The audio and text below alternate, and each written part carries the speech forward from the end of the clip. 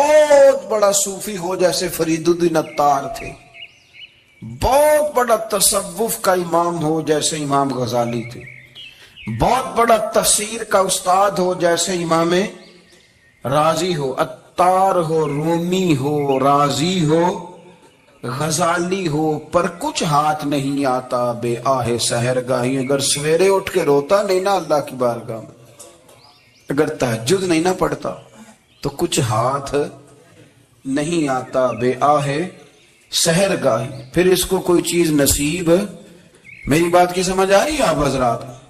جب تک آپ سویرے نہیں اٹھتے، آپ اللہ اللہ نہیں کرتے، آپ کو نوافل کا چسکا نہیں، عبادت کا مزہ نہیں، فرمایا میری عبادت کرو، یہ شوق پیدا کرو، میں نے تمہیں پیدا کیا ہے۔ ہم لوگوں کے نشے مختلف نشے، بڑا عجیب رنگ ہے۔ محفل کی صدارت کرنے والے بڑے پیر صاحب، بڑے القابات، اوہو، بیچ میں سے بندہ تلاش کرنے سے بھی نہیں ملتا، اتنے بڑے لقب ہیں اس کے، لیکن وہ ساج سنور کے 2.5 گھنٹے بیٹھا رہا محفل میں، اور نماز کا وقت آیا تو اس نے مختصر سی پڑھی، وہ نکل گیا، وہ ہلکے سے سجدے کی۔ او اتنا بڑا عشق رسول نعت کا، او ہو کیا بات ہے، اور عشق رسول کا بہت بڑا پیغام پر، بہت بڑا مبلغ، وہ بیچارہ سمجھ ہی نہیں سکا کہ اللہ کے رسول نے فرمایا تو نماز پڑھ میری آنکھیں ٹھنڈی ہو جائیں گی۔ تو یہ نشے کے عادی تو ہیں پر حقیقت کے قائل نہیں ہیں۔ یہ بس ٹھیک ہے، خوابوں کی دنیا میں لوگ زندہ ہیں، پر جن کو یہ جو نشہ تھا نا عبادت کا، یہ میرے رسول پاک کی چاہت ہے، یہ میرے نبی کریم علیہ السلام کی۔ آپ دیکھیں نا حضور مہینوں جا کے غار حرا میں بیٹھتے تھے، کیا وہاں تبلیغ کرتے تھے؟ کوئی کتاب لکھتے تھے؟ رسول کریم علیہ السلام مہینہ رہتے غار حرا میں، کوئی نہ مجھے دیکھے، کوئی نہ مجھے ملے، حضور یہاں کیا ہے؟ فرمایا میں اپنے رب کی عبادت کروں گا۔ نبی کریم علیہ السلام نے سجدوں کے ساتھ پتھروں اور پہاڑوں کو آباد کر دیا، سجدوں کے ساتھ۔ آپ کا سجدہ آپ کو بہت ساری چیزوں سے چھڑا لیتا ہے، یہ بہت ساری جگہوں سے جھکنے سے بچا لیتا ہے۔ صوفیاء اولیاء یہ کیا کرتے تھے؟ یہ سجدے کا ذوق ہی تو پیدا کرتے تھے، سجدے کا ذوق۔ شاہ عبدالعزیز دباغ رحمت اللہ تعالی علیہ اپنے مریدوں سے فرمایا کرتے تھے کہ اگر تم پکے نمازی بن جاؤ نا، تہجد گزار ہو جاؤ، تو میرے پاس آنا جانا چھوڑ دینا۔ اور اس کی حضور کیوں؟ فرمایا میں تمہارے اور رب رسول کے راستے میں رکاوٹ نہیں بننا چاہتا، اب میرا مقصود ہے تمہیں وہاں تک پہنچانا، جب پہنچ گئے تو پھر میری ضرورت ختم ہو گئی۔ ہاں کبھی وسوس آئے، شک پیدا ہو، تکلیف ہو تو آنا، ورنہ میں نہیں چاہتا کہ میں رکاوٹ بنا رہوں۔ تم اللہ اللہ کرو، اس مالک کو راضی کرو۔ میرے رسول پاک علیہ وسلم نے فرمایا بندہ اللہ کے سب سے قریب اس وقت ہوتا ہے جب وہ سجدے کی حالت میں ہوتا ہے۔ کس کے قریب ہوتا ہے؟ اللہ کے سب سے قریب ہوتا ہے، وہ بڑا نیڑے ہے رب کے، بڑا قریب ہے، اس لیے کہ وہ حالت سجدہ میں، وہ جب سجدے کرتا ہے نا اس کی بارگاہ میں جب جھک جاتا ہے۔ آپ ذرا سجدے کی کیفیت دیکھیں نا، زبان بھی یہاں ہے، آنکھ بھی یہاں ہے، کان بھی، عقل بھی ساری، اس نے سارا کچھ رکھ دیا سجدے۔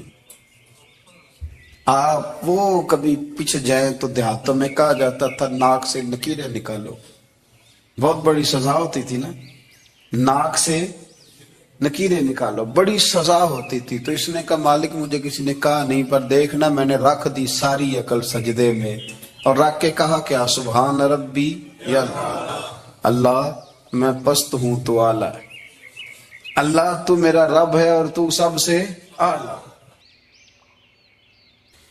عبادت اس لیے کیا کرو کہ اللہ نے تمہیں پیدا کیا ہے، اور اس لیے کہ تم سے پہلے لوگوں کو بھی اللہ نے پیدا کیا ہے۔ اور پھر ارشاد فرمایا کہ الذی جعل لکم الارض فراشا، وہی رب ہے جس نے تمہارے لیے زمین کو فرش بنایا ہے۔ والسماء بنا، اور آسمان کو چھت بنایا. وانزل من السماء ماء فاخرج به من الثمرات رزقا لكم. زمین کو فرش بنایا، آسمان کو چھت بنایا، پھر آسمان سے پانی برسایا جس کے ذریعے پھل نکالے، اور وہ بھی کسی اور کے لیے نہیں، رزقا لکم، تمہارے رزق کے لیے، وہ بھی تمہارے رزق کے لیے. یہ ساری نعمتیں تمہیں دی ہیں. اب فلا تجعلوا للہ اندادا، اب تم اللہ کے ساتھ کسی کو شریک نہ بناؤ. وانتم تعلمون، اور تم جانتے بھی ہو، تمہیں خبر بھی، تمہیں پتہ ہے کہ عبادت اللہ کی کرنی چاہیے، تمہیں پتہ ہے کہ نماز پڑھنی چاہیے، تم جانتے ہو کہ نوافل ادا کرنی چاہیے، تمہیں پتہ ہے کہ سجدے آنکھیں بند کر کے جھوٹ کی زندگی جی کے، اپنے ساتھ بددیانتی کر کے، دھوکہ دے کے، اپنے آپ کو دائیں بائیں، اپنے آپ کو کہیں مصروف رکھ کے کچھ وقت ضائع تو کر لیتے ہو، پر تمہیں پتہ تو ہے نا کہ عبادت اللہ کی کرنی، تمہیں اس کی خبر ہے. فرمایا اس رب کی. دیکھیں نا، انسان پر اگر کوئی شخص نیکی کر دیتا ہے، احسان کر دیتا ہے، تو انسان اس کے سامنے پھر گردن نہیں اٹھا سکتا. یار یہ میرے مشکل وقت کا دوست ہے، اس نے میرے ساتھ نیکی کی، کبھی بھی گردن نہیں اٹھائے گا، جھکا کے رکھے گا. تو اگر عام کوئی نیکی کر دے تو اس کے سامنے انسان کبھی گردن نہیں اٹھاتا، تو جو رب ساری نعمتیں عطا فرمائے، جو کہے کہ تیری تخلیق میں نے کی، تجھ سے پہلوں کو بھی پیدا میں نے کیا، تیرے لیے زمین کا بچھونا بھی میں نے بچھایا، آسمان کی چھت بھی میں نے لگائی، تیرے لیے زمین سے ساری اناج کو، پھل کو، کھیتیوں کو نکالا بھی تیرے لیے. اب تو اس طرح کر کہ تو میری عبادت کر، تو میری بارگاہ میں جھک جا. بہت سارے نشے لوگوں کو لگے ہوئے ہوتے ہیں. ہر آدمی کوئی نہ کوئی نشہ کرتا ہے، کوئی دولت کا کرتا ہے، کوئی شہرت کا کرتا ہے، کوئی اپنی تعریف کا نشہ کرتا ہے. دو چار لوگوں سے تعریف سن کے مطمئن ہو جاتا ہے. ناراض تو نہیں ہو گیا اس جملے سے؟ آپ کرتے ہیں لوگ دولت کا نشہ بھی. یہ جب نقصان ہوتا ہے تو بندے بیمار نہیں ہو جاتے؟ پیسے ڈوب جاتے ہیں تو لوگ بیمار نہیں ہو جاتے؟ تو اس کا مطلب یہ ہوتا ہے کہ نشہ ٹوٹ گیا ہے. اب بیک ہوئے ہیں نا تھوڑے سے تو کانپتے ہیں، تڑپتے ہیں، پریشان. نشہ ہی اسی طرح ہی کرتا ہے نا، نہیں ملتا تو پریشان ہوتا ہے. یہ سارے نشے ہیں، مختلف قسم کا نشہ. اب مانتے نہیں اس بات کو، تسلیم نہیں کرتے، کیونکہ تسلیم کرنا بڑا مشکل کام ہے. اس کے لیے تو بڑی ساری چیزیں جو ہیں وہ دبوچ کے اور بڑی سارے رستے پھلانگ کے آنا پڑتا ہے، تو بڑا مشکل ہے ماننا، ورنہ کرتے ہیں ہم. ہمارا مزاج ہے. یہ گھومنے پھرنے کا، دنیا دیکھنے کا بھی ایک نشہ ہے، یہ بہت ساری باتیں کرنے کا بھی ایک نشہ ہے، گپ شپ کا بھی ایک نشہ ہے. دو چار لوگوں کی جب تک پگڑیاں نہ کھول لیں، بعض لوگوں کو نیند نہیں آتی. یہ غیبت کا، چغلی کا، بددیانتی کا، یہ بھی ایک نشہ ہے. اس پر ملا رومی رحمت اللہ نے بڑا کلام لکھا ہے. وہ کہتے ہیں مانگ کے کھانے کا بھی نشہ ہے، مانگ کے کھانے کا بھی نشہ ہے. وہ کہتے ہیں کہ ایک بھیک مانگنے والی خاتون تھی، تو بادشاہ کے پاس بھیک مانگنے آئی، تو بادشاہ کو پسند آ کہ اس نے شادی کر لی. اب اس کو عادت تھی بھیک مانگ کے کھانے کی، تو وہ کنیزوں سے کہا کرتی تھی کہ فٹافٹ نہ روٹی لے کے آیا کرو، میں 2-3 دفعہ مانگوں تو پھر لایا کرو. چونکہ ایک نشہ ہے نا، تو میں مانگوں 2-4 دفعہ تو پھر. تو انسان بہت سارے نشے کرتا ہے، یہ مانتا نہیں. یہ موبائل، یہ فیس بک، یہ سارے نشے ہی ہیں. اپنی فوٹو لگا لینا، سارا دن اسی کو دیکھتے رہنا. اور بڑے بڑے سیانے بندے جو وزادار ہیں، بڑے وزادار لوگ ہیں، لیکن وہ بھی سنجیدگی کے قائل نہیں، اس طرح کے نشوں کا شکار ہیں. یہ سارے نشے ہیں جو ہم نے پال لیے. ہمارے صوفیاء ہمارے بزرگ فرماتے ہیں کہ تم اس طرح کرو، اگر سارے نشوں سے بچنا چاہتے ہو تو سجدے کا نشہ شروع کرو، سجدے کا نشہ شروع کرو۔ یہ نہ ربیہ بن کعب اسلمی رضی اللہ تعالیٰ عنہ فرماتے ہیں، کہتے ہیں جب بنو قریظہ اور بنو نذیر یہودیوں کے ساتھ حضور علیہ السلام نے جنگ کا اعلان فرمایا تو وہ دشمن ہو گئے، ہمیں خطرہ تھا کہ وہ رات کو کہیں محبوب کو تکلیف نہ دیں، تو کچھ لوگ نا تلواریں لے کے نبی پاک کے دروازے پہ پہرے داری کرتے تھے۔ گن مین رکھنا حرام نہیں، اگر کسی کو واقعی خطرہ ہو تو اس کے لیے سنت بھی ہے۔ حضرت علی المرتضیٰ تلوار لے کے حضور کے گھر کا پہرا دیتے تھے۔ حضرت ربیہ بن کعب اسلمی رضی اللہ تعالیٰ عنہ فرماتے ہیں کہ رات میری ڈیوٹی تھی کہ میں حضور کے گھر کا پہرا دوں گا، تو فرماتے ہیں میں باہر سن رہا تھا، ساری رات ہی میرے نبی پاک نے اللہ کی تسبیح پڑھی، ساری رات، کبھی تسبیح، کبھی تحلیل، کبھی تحمید، کبھی تکبیر، ساری رات۔ فرماتے ہیں ساری رات حضور پڑھتے رہے اور ساری رات ہی میں سنتا رہا، مجھے اونگ آ گئی، میری آنکھ لگ گئی، حضور ابھی پڑھ رہے تھے، میں تھک کے سو گیا۔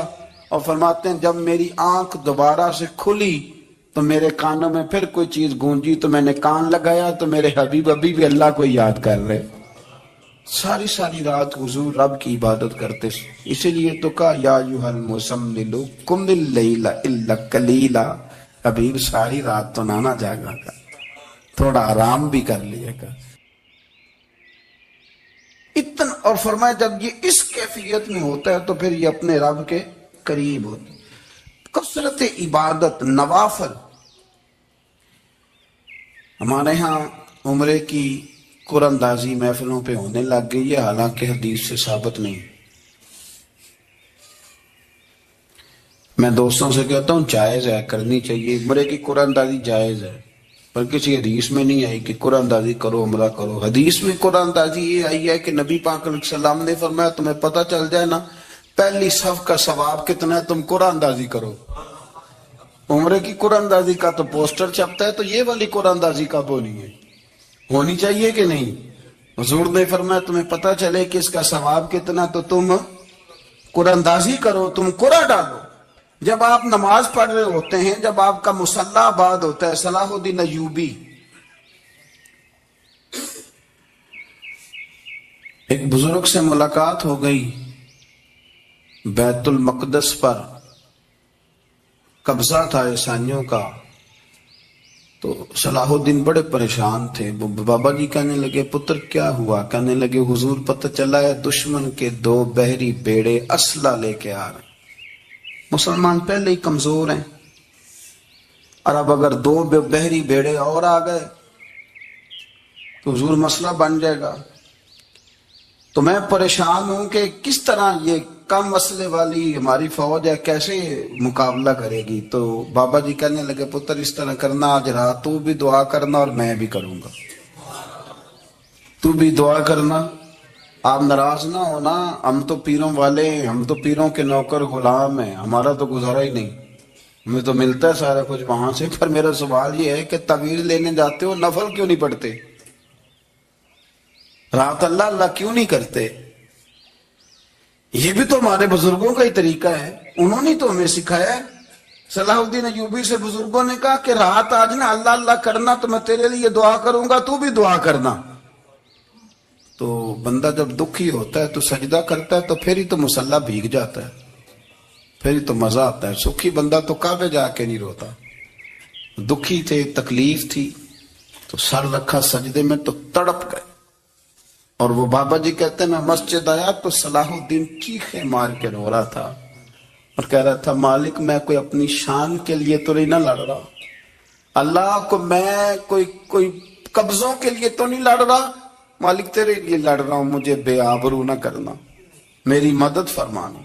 کہتے ہیں میں آیا تھا کہ مسجد میں دعا کروں گا، پر صلاح الدین ایوبی کو روتے دیکھا تو میں لوٹ گیا۔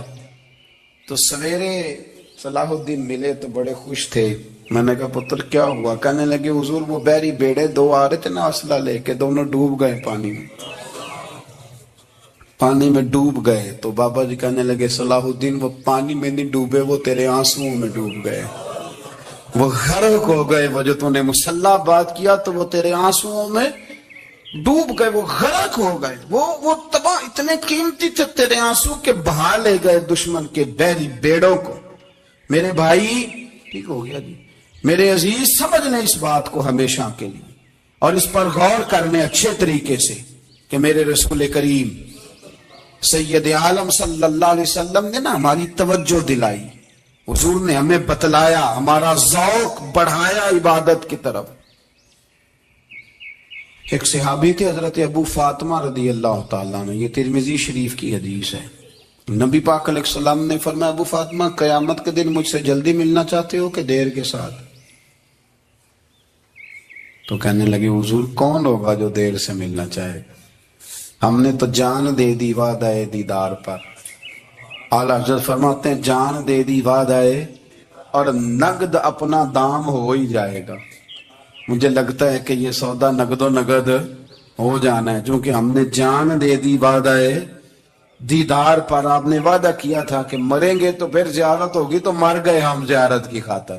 جان دے دی وعدہ دیدار پر تو نقد اپنا دام ہو ہی جائے گا۔ اے رضا ہر کام کا ایک وقت ہے، دل کو بھی آرام ہو ہی جائے گا۔ تو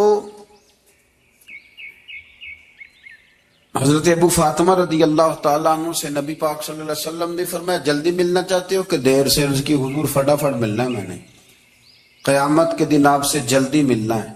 تو نبی پاک علیہ السلام نے فرمایا پھر اس طرح کرنا، دنیا میں رہ کے سجدے زیادہ کرنا، پھر سجدے زیادہ کرنا، قیامت میں ملاقات جلدی ہو جائے گی، قرب ملے گا تمہیں۔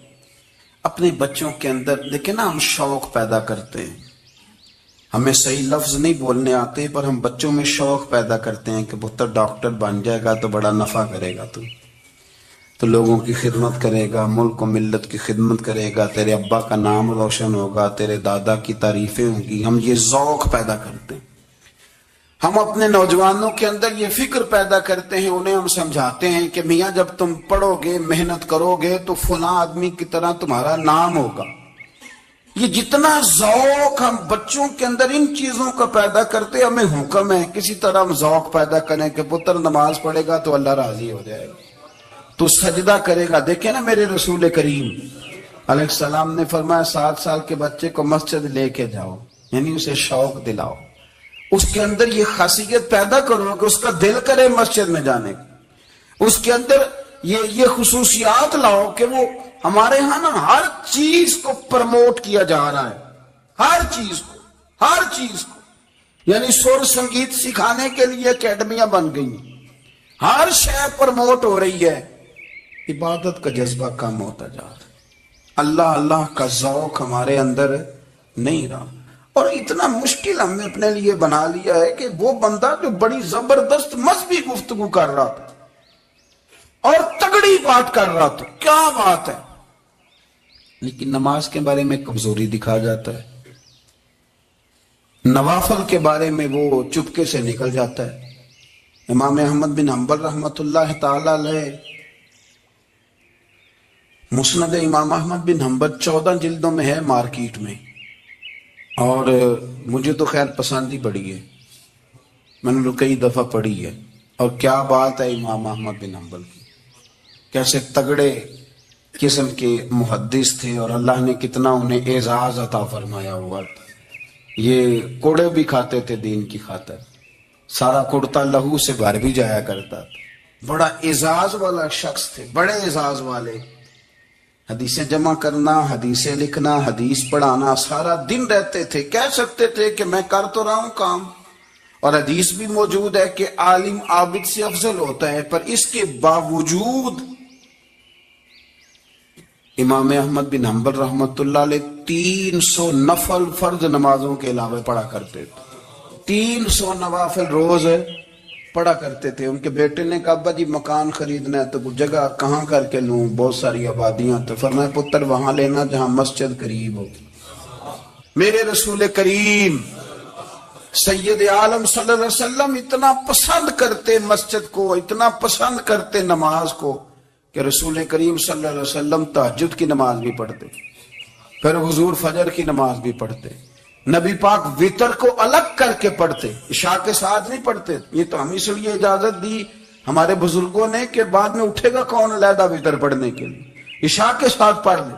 وتر پڑھتے، تہجد پڑھتے، فجر پڑھتے، اشراق پڑھتے، چاشت پڑھتے، پھر مغرب کی نماز کے بعد 6 رکعت اوابین پڑھتے، پھر رات کو صلاۃ اللیل پڑھتے. سیدہ عائشہ صدیقہ کہتی ہیں زمانہ سو جاتا اور میرے رسول مصلی بچھا کے کھڑے ہو جاتے.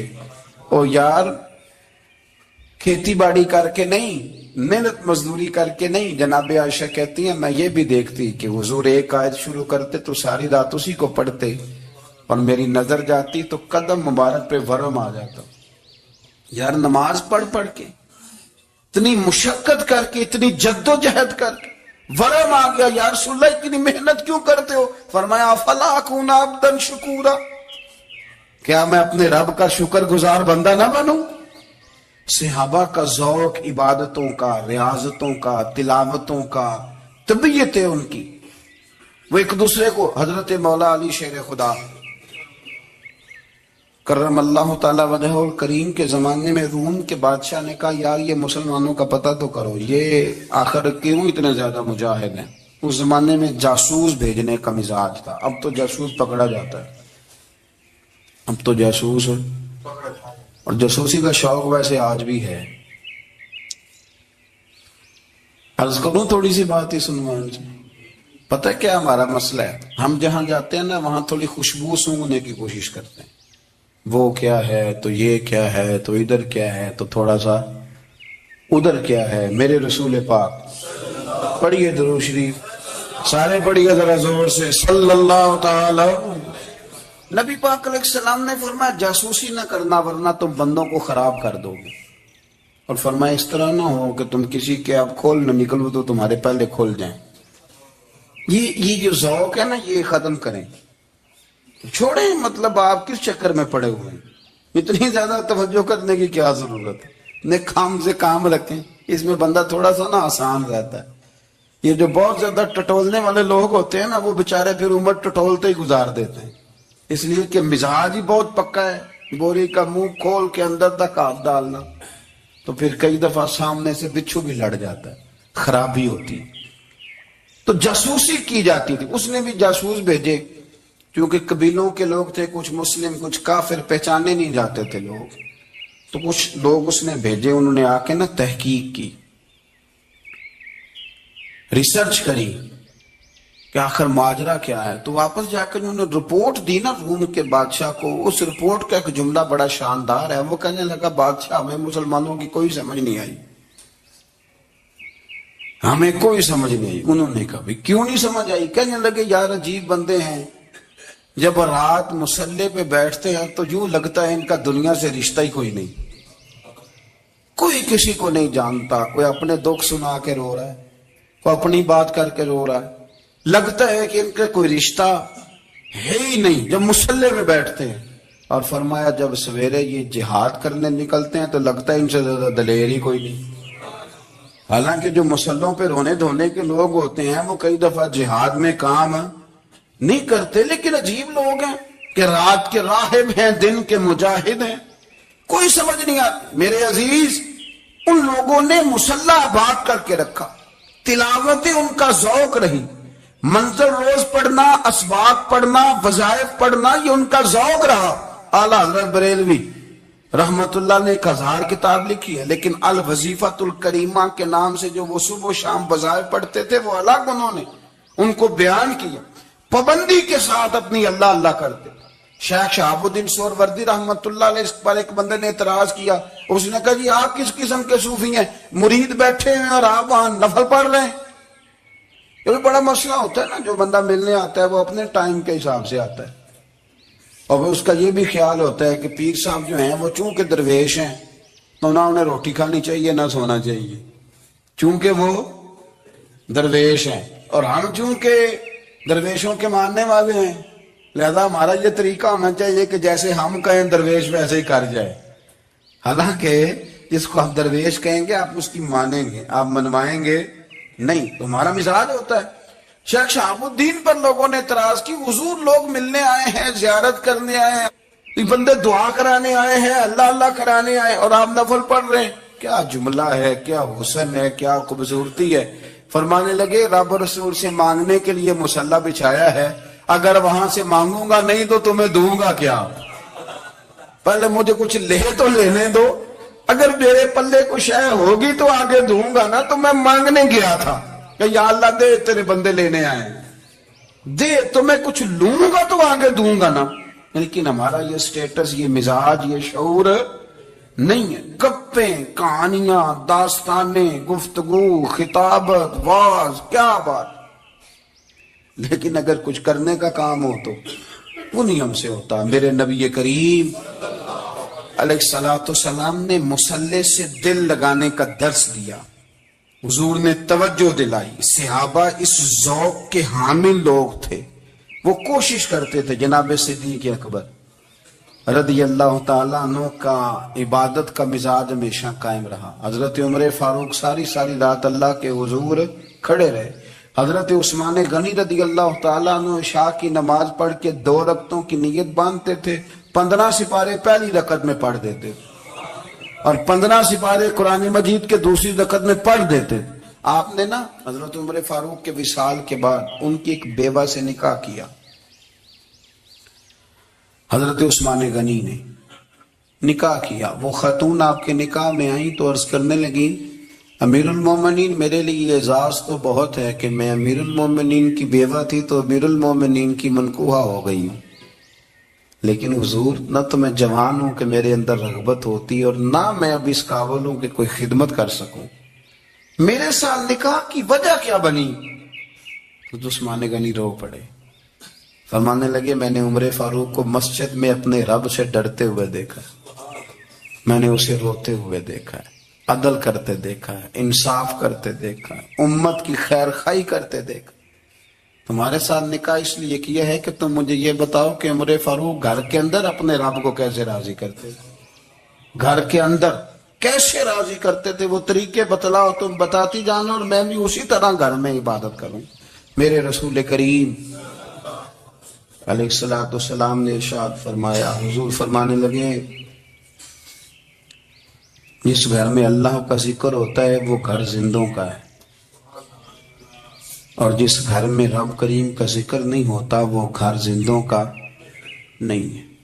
گھر نا ہم نا کتابوں میں پڑھتے ہیں کہ ایک بزرگ کہتے ہیں، حضرت فضیل بن عیاض کہتے ہیں کہ میں ایک گلی سے گزر رہا تھا تو گھر کے اندر کسی قاری صاحب نے قرآن کی آیت پڑھ دی، وَلِمَنْ خَافَ مَقَامَ رَبِّهِ جَنَّتَانِ. میں تے میرے کانوں سے ٹکرائی تو اللہ نے میری کایا ہی پلٹ دی، میں توبہ کر گیا. اب گھر کے اندر سے آواز آئے تو صحیح نہ تلاوت کی، پر اندر سے آواز آتی نہیں. یا ڈیک بجنے کی آواز آتی ہے، یا ٹی وی چلنے کی آواز آتی ہے، یا دھوم مچانے کی آواز آتی. عبادت کا وہ جو خاص شوق تھا، وہ جو حسن تھا، وہ جو توانائی تھی، وہ جو بات تھی. ایک جگہ پہ ہم بیٹھے تھے تو وہاں ایک صاحب آئے اور انہوں نے آتے ہی کہا کہ مہربانی کریں ذرا مجھے مصلی دے دیں، میرے نہ کچھ نفل رہ گئے.